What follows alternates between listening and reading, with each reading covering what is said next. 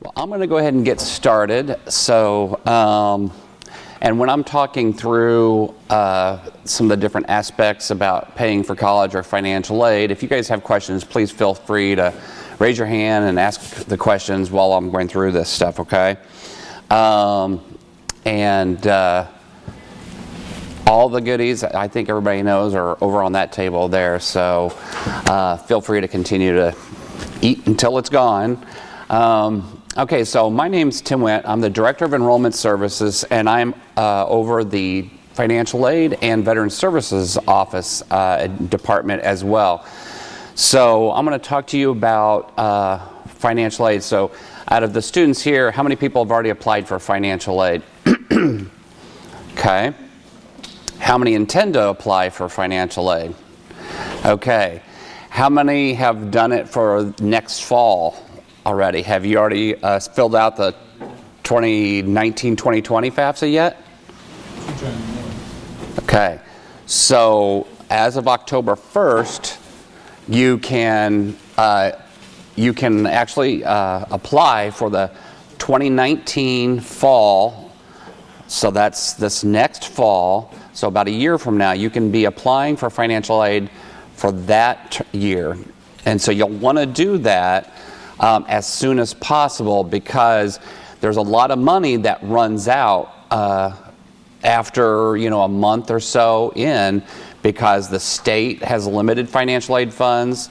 We have campus-based funds that we get from the federal government. That runs out. So you want to be applying soon for this next fall.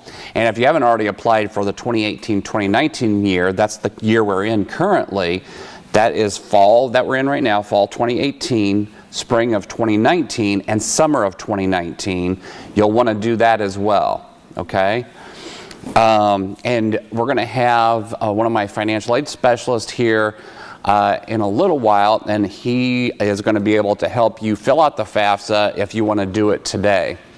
That's why the laptops are on those tables.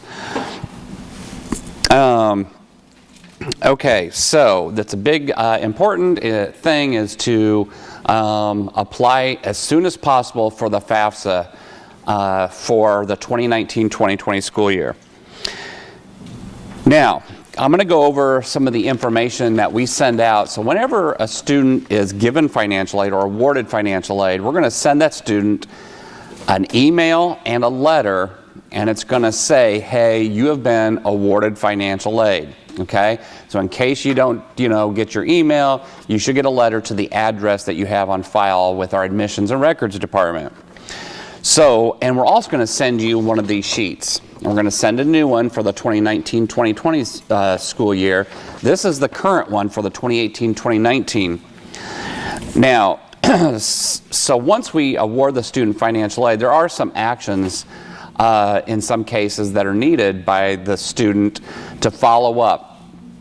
So you need to go through, and we have the self-service financial aid application available for students now. So if you go into My Parkland, your portal, your student portal, and you go into the web advisor, you click on that link, and then go down to the financial aid part, it'll say self-service financial aid. You'll click on that, and that actually gives you a good overview of all of your financial aid information. So you'll want to go in there after you've been awarded, and you're going to want to review your awards and accept your awards that you're given. So that's an important piece, because until you accept or reject those awards, so let's say we have awarded a student loan, you don't want that, it's easy, you just reject that. If not, we can't do anything. We can't disperse that financial aid to the student until that has been accepted or rejected. So then we get a lot of questions about, well, when am I going to get my financial aid? When is that refund check going to be available to me so I can pay for, other expenses that I have? Maybe you have car payments, or you have some living expenses you need to pay for. Well, those financial aid funds won't go to the student until after about 30 days into the semester. We have to make sure that the students are staying in school. It's a federal regulation that we cannot give you those funds earlier than 30 business days into the semester. So we're going to hold, those funds. They are available to you that you can utilize in the bookstore. So if you need books or supplies, if you need a computer, you can go into the bookstore and use any available financial aid money to get that, or get those pieces that you need. One thing to remember, though, is anything that you charge in the bookstore will go against that financial aid refund if you're going to get one.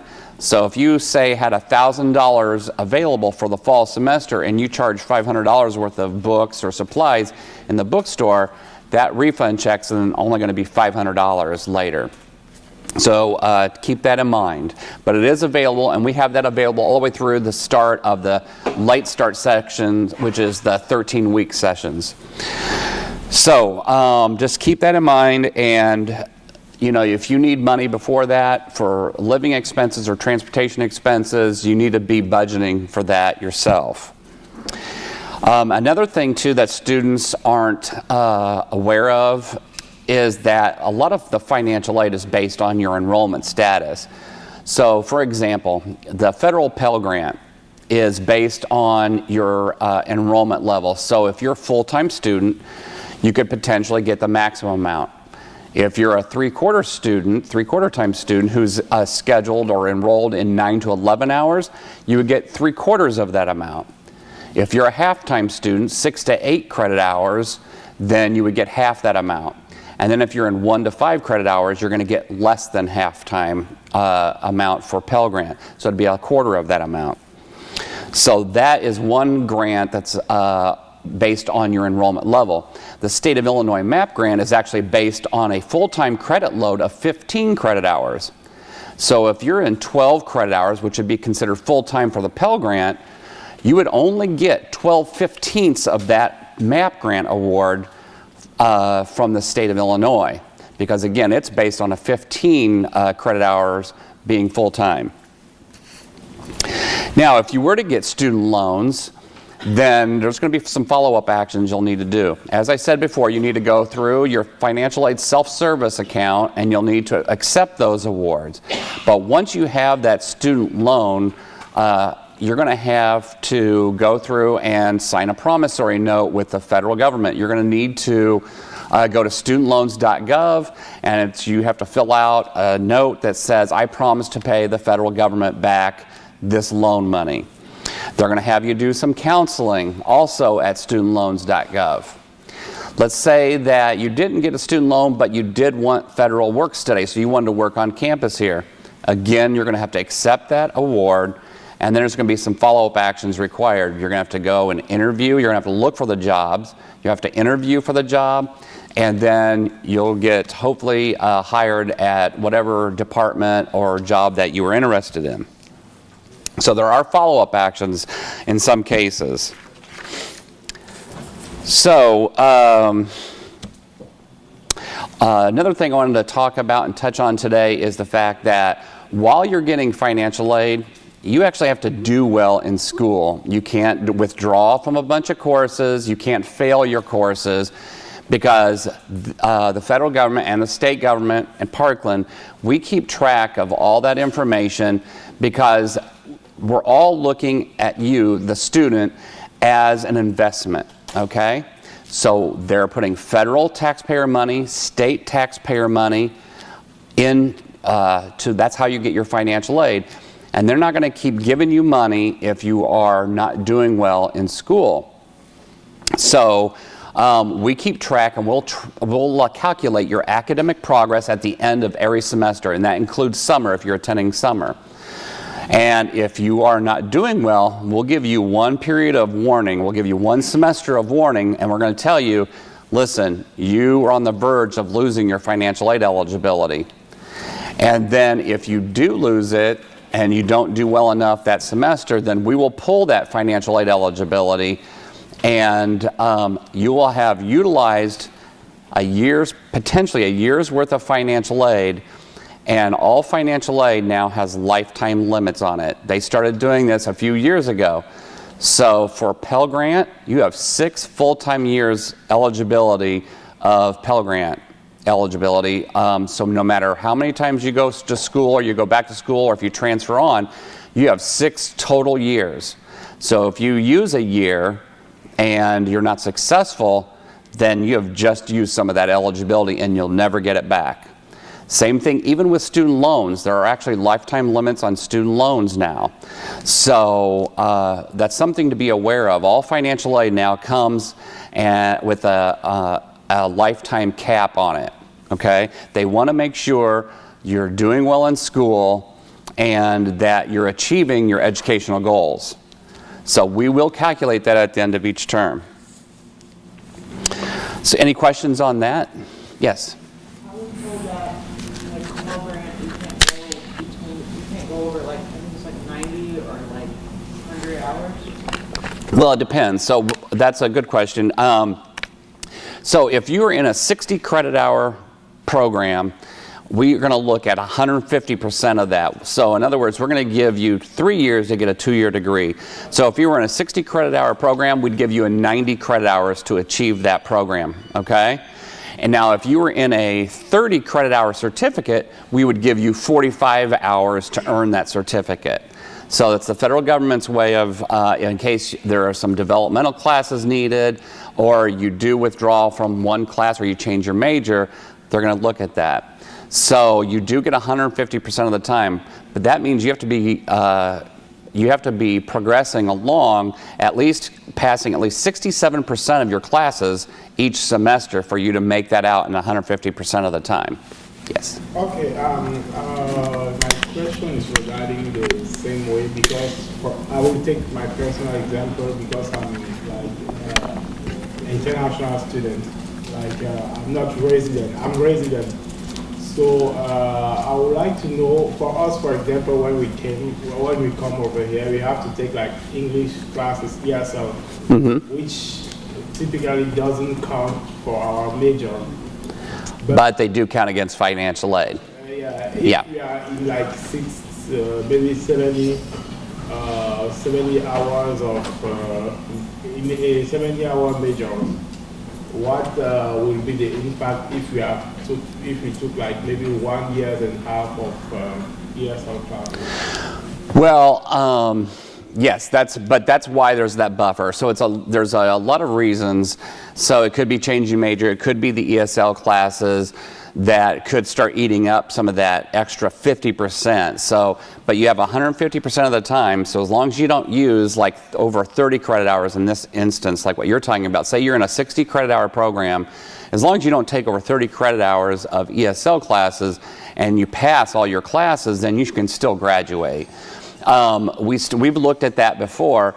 We have the option of not paying for ESL classes, but we've had enough people that have asked for us to do so because they can't afford college otherwise, that we do pay for them. So we don't have to, but we have the option to do that. And it only counts if you applied for the grant for those classes, right? If you didn't apply for the grant, if you just paid them yourself?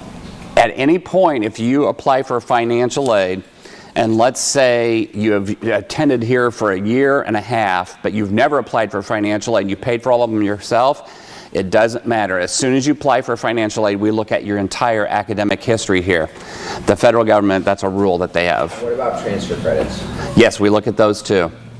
So if you transfer credits in, a lot of credits, then that could go towards your maximum time frame. So in other words, you could hit that 90 credit hours in that example that we were talking about really quickly. I thought you said it covers up to 6 years. That's if you go, we're a 2-year institution. You can get 3 years here. If you go to a university, you can get up to 6 years because then you can get that 4th, 5th, and 6th year. What if you just want to get another degree at some college? At another community college? What if you want to get 2 universities? Once you get one, you've finished at Parkland College because the idea with financial aid is to get you that degree. So you're done. Yes? So there's not an option to get a 4-year degree here? No, we have partnerships with other schools, several other schools. that you can work on, but you would end up getting your financial aid through the four-year school. So like our partnerships with EIU, you would get your first years covered through our financial aid office here at Parkland, and then subsequently you'd get, even though you might be taking all your classes here through Eastern, your financial aid would come through Eastern. Yeah. Okay, any other questions? Good questions, though. Okay, so addresses and phone numbers. That's something we find that students, when you apply, a lot of times you'll change your address after your initial application. You need to make sure that you keep your application and your phone number up to date with the Admissions and Records Department, especially if you're expecting a financial aid refund check to go out to you, okay? And even better, I would say that you need to sign up for direct deposit. If you have a bank account, sign up for direct deposit. You're going to get your refund much quicker that way, and it's much more secure because it's going to go directly into your bank account. Where do you do that? Is it like You can sign up for direct deposit online, but it's through the cashier's office upstairs. So, okay, I think I've covered everything that I wanted to cover in my presentation. We have the director of the foundation here to talk about scholarships. So, unless you have any other questions, I'm going to go. Yes. My major question is that I'm returning to school. I've been working professionally for 20 years. They based my financial aid upon my 2016 income rather than my 2017 income. Sure. So they basically gave me little to nothing because I was supporting a female at that point in time. Right. And I didn't know what avenue I should be able to take to appeal. Yes, you can go up to the financial aid office and ask to speak to a financial aid advisor, and there are ways that we can adjust that for you. Okay. They will determine whether or not that's appropriate for your situation. Okay? So we just passed out a sheet that will help you kind of navigate scholarships. So on the sheet that has the dollar signs at the top, let's start there first. There are lots and lots of scholarship opportunities here at Parkland College. And I hear students say all the time, well, I'm not going to apply for scholarships because I'm not a straight A student. That does not matter. There are lots of scholarships out there that do not have a GPA requirement. There are lots of scholarships that are out there that have no bearing on financial need. So sometimes it's just, what is your major? There are some you just have to be a Parkland College student. The key is, though, you need to apply. So how do you apply for scholarships? So in this top paragraph, it talks about our scholarship process here at the college. It runs through the financial aid office, so it's going to run through Tim's office. And there are 2 award periods. So in the spring, there's an application, and you can get scholarships for the fall. And right now, there are scholarships available that have a deadline of November 15th. That'll be for the spring semester. So there's 2 opportunities to get scholarships. To find out general scholarship information, you can go to, you see the website, so you go to Parkland EDU, and at the top you'll see it says Foundation and Alumni Relations. If you click on that, you'll see scholarships, and that's a listing of all the scholarships that we offer in general. But then if you go to myparkland.edu, and you click on Student Services tab, and then click on Scholarship Search. Based on your credentials, because you have to log in, it's going to give you a list of the available scholarships that are out there right now for you to apply for. So if I put in my name, I get a very general list because I don't have a major listed. I don't have a GPA on record. I probably do from 30 years ago somewhere. But it's going to give you a list of all those that you are eligible for based on your information in the system. So that's really important, as Tim was pointing out, keeping your name and address. So if you're changing your major, you want to make sure you keep that up to date, because it's going to tell you, if you're a business major, it's going to give you all of those scholarships that are for business majors. And one thing to note is that when you first click on that, you have 2 options. So the first option will be all the scholarships we have listed at the time. But you need to go in, if you want to see the ones that are tailored to you, you need to go in and select your eligible scholarships. That's not the default setting, unfortunately. Yes. Do you have a question? Yeah. If you already on scholarship, can you still apply? Yes. Yes. So if you're an athlete, that doesn't preclude you from applying for other scholarships. Or if you have financial aid, doesn't keep you from applying. Because financial aid, the nice part about financial aid is Pell money can be refunded to you if you don't use it all for the semester to help with living expenses, travel expenses. So if you get scholarships that you're using first, so let's say you get a $1,000 scholarship and you have $3,000 in Pell and your bill for the semester is $2,000, so you've got you're going to use $1,000 of your scholarship, $1,000 of your Pell, and then you get money refunded back to you to use for those. Yes? I'm sorry, I was under the understanding that any of the money that FAFSA will just simply take that back. No. Nope. So if it's awarded to you, so if you get a Pell award for that semester, and if you don't use it all for your education expenses, so tuition, fees, you can charge your books at the bookstore against that, they refund that back to you. And the refund checks have been out, right, Tim? Yeah, it went out the end of September. There's certain awards like the state MAP grant that you can't get refunded, but the Pell grant you can. Okay, that must have been the confusion. And I thought that it's not that they had something that grant. No. They cut it back. It was that budget impasse where they didn't have one, but they passed the bill for a budget now for the last couple of years. So you definitely want to complete your FAFSA because Pell doesn't run out, but MAP money will run out, so the state cuts it off at a certain point. They allocate so much money, and then after that, it's gone. So, but they're going to use, if you get MAP, school's going to use your MAP money because you can't be refunded that. And you apply for the MAP with your FAFSA. FAFSA, exactly. So they make that pretty simple for you. You put you in the running for all those dollars.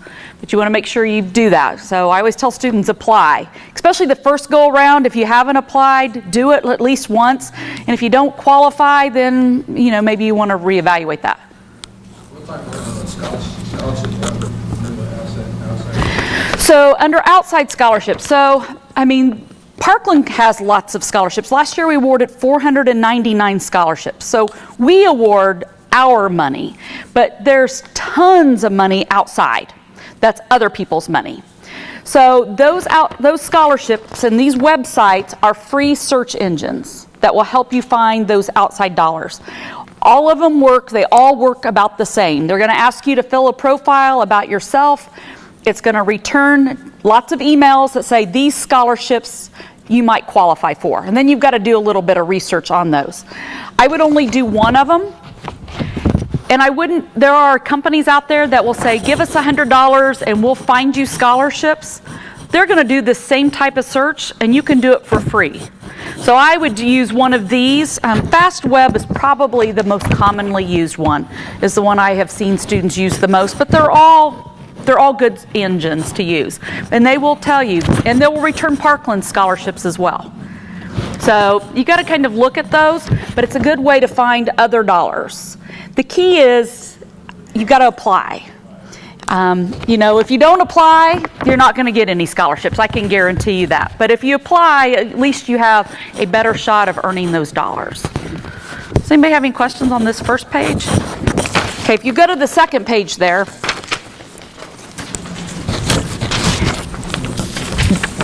these are tips for completing scholarship applications. So if they're asking you for a transcript, make sure you get a copy of your transcript to include it with it. Pay attention to all the questions that they're asking you.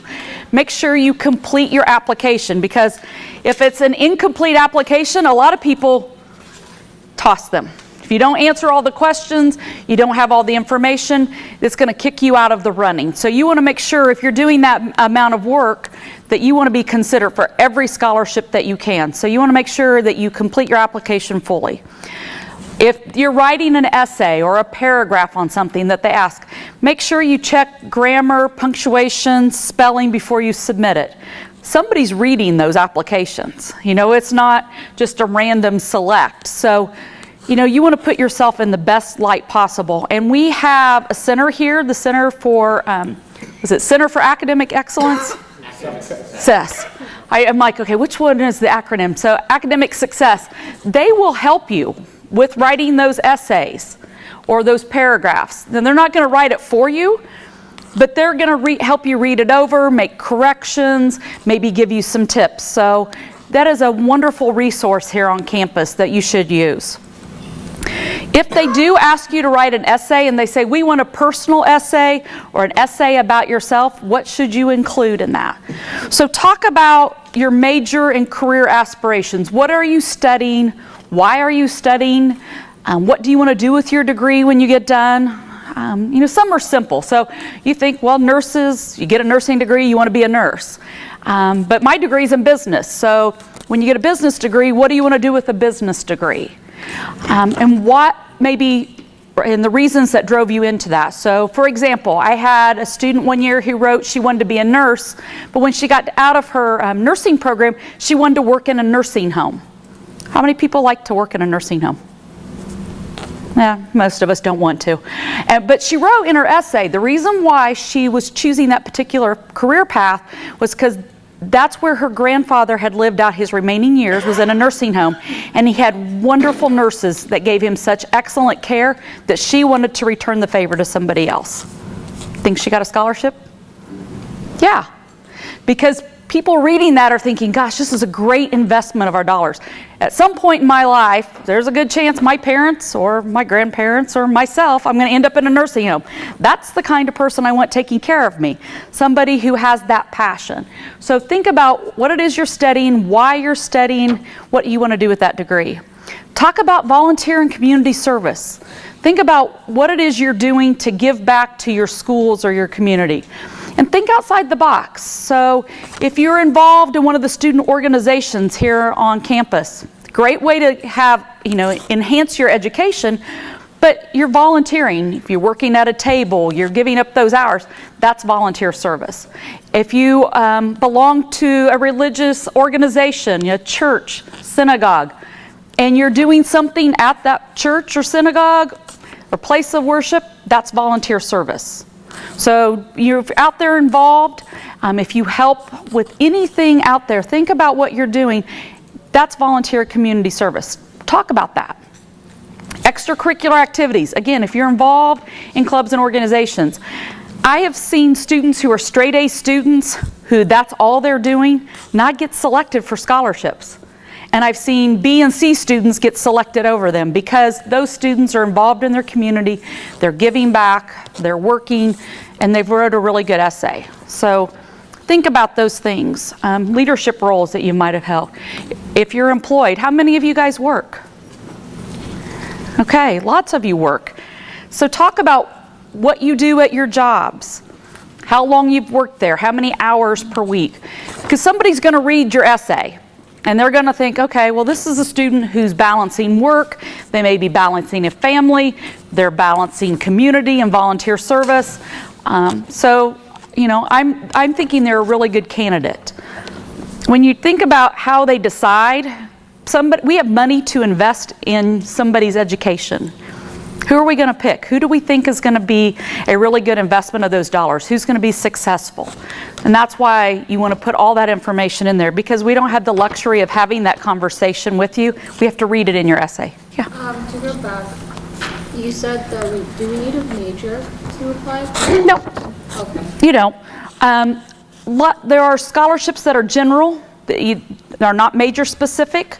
Some are. So if it's a scholarship for a business major and you don't have a major listed, you wouldn't be considered, you wouldn't be eligible for that. But those that doesn't matter, you'd be eligible for all of those.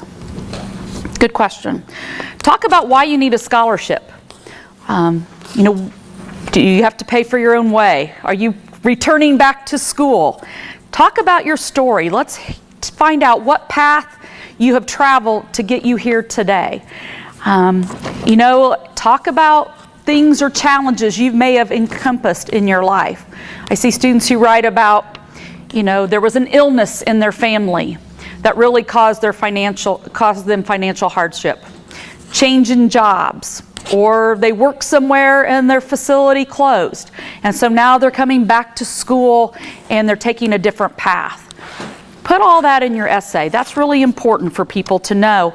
And again, that helps people make those decisions. You want them to choose you over somebody else. It's a competition. You're competing against everybody else for those same dollars. So while it sounds a little harsh, it is the truth. And so people are trying to get good information to make those good financial decisions.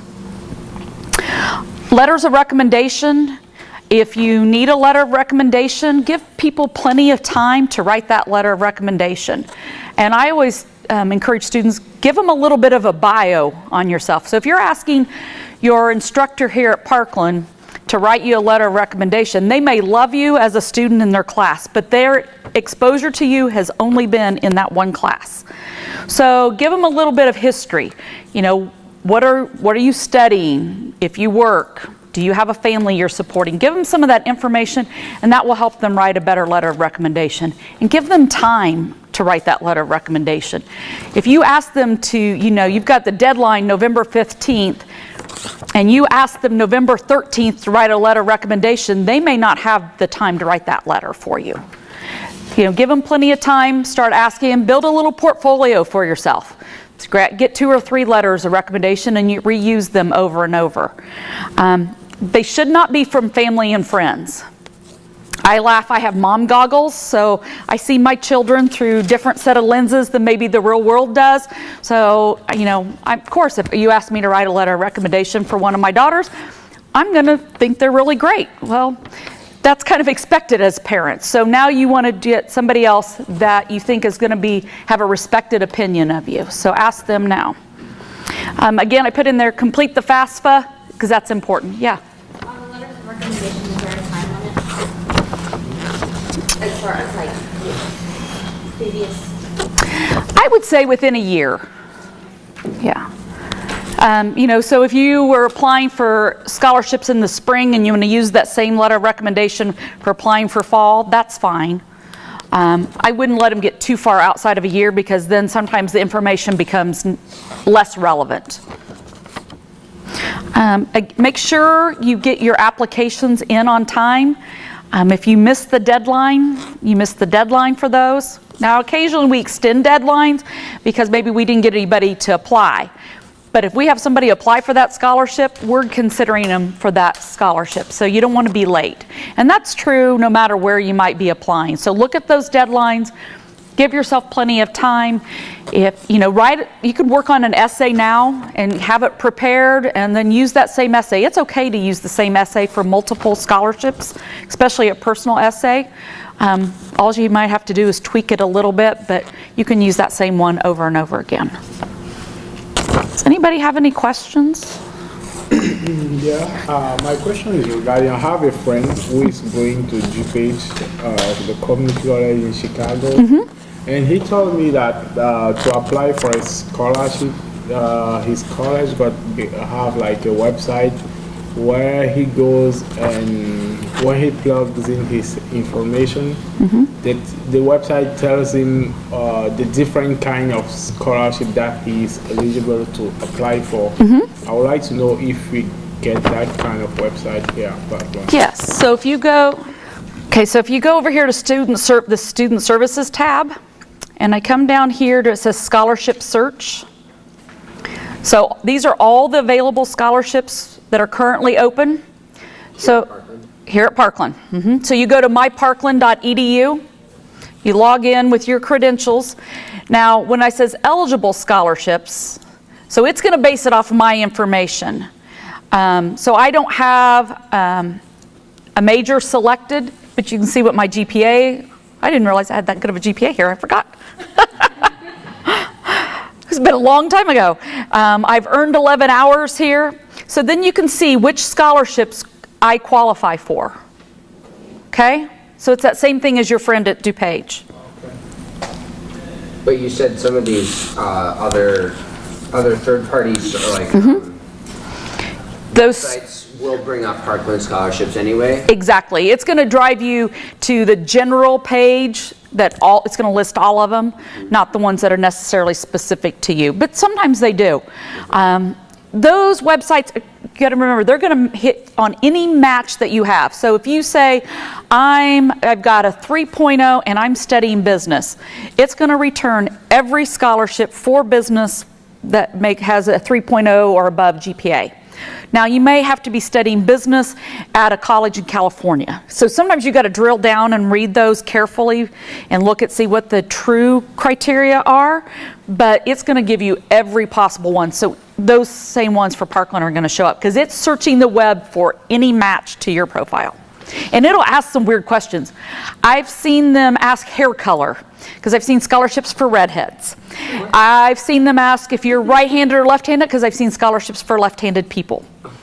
So if you think about if you have money and you want to start your own scholarship, what's important to you? You can create that criteria. So we have some here that are very specific. You have to have been in music class 101. Sometimes those are hard to do. So, but again, that was important to the donor when they established the scholarship. So it's kind of a unique thing. Anybody? Yeah. You can show me this stuff again. Where to find that at? Okay. So it's myparkland.edu. I'm there. Okay. And if you go over here to Student Services, so if you see the tabs across the top, that's the fourth tab from the left, Student Services. And if you scroll down, you'll see where it says Scholarship Search. It also tells you on the other side of your paper. Yes, and it's also on your paper, that website, so in case you forget. You click on Scholarship Search, and then it has all available scholarships there. And then if you click on the ones you're just eligible for, it will bring up those that meet your eligibility. So you can see there's quite a list out there. So lots of opportunities. The key is you have to apply and you have to meet the deadline. Yeah. Should we apply for them all then? So you have to apply for each one. So if you click here, so let's say the Robbie Barnes. So if I click on this, it brings up the application and it tells me what I need to do for each one of these. So this one, it needs an essay. I need one letter of recommendation and a copy of your transcript. So it tells you what you need. And you have to complete this form. And so you print that off, you can fill it out, print it off, and then mail it in? Yes, or turn it into the financial aid office, Oh, okay. Now, which is on the second floor. is it better to handwrite or to type in? Neatness is a nice thing, but they don't have to be typed. You know, if you especially want to make sure it's legible. So I would definitely type your essay. Oh, yeah. But this form you can handwrite. That's fine. And how soon do we normally find out whether or not we get accepted for the scholarship? If we should apply for more or not? I would apply for as many as you want because once that deadline passes, November 15th, they'll start making decisions. So they'll start putting together committees to make those decisions. So I would say by the first of the year, so they'll take about a month and a half. You know, they pull these committees together to read the applications and make the decision. Is that an accurate statement, Tim, that decisions on the November 15th deadline, by 1st of January, students should be notified? Yes. Yeah. And then, sorry, also, does it have any weight on whether or not you get accepted for a certain scholarship if you've already applied or you've been accepted to another one? No, Okay. not currently.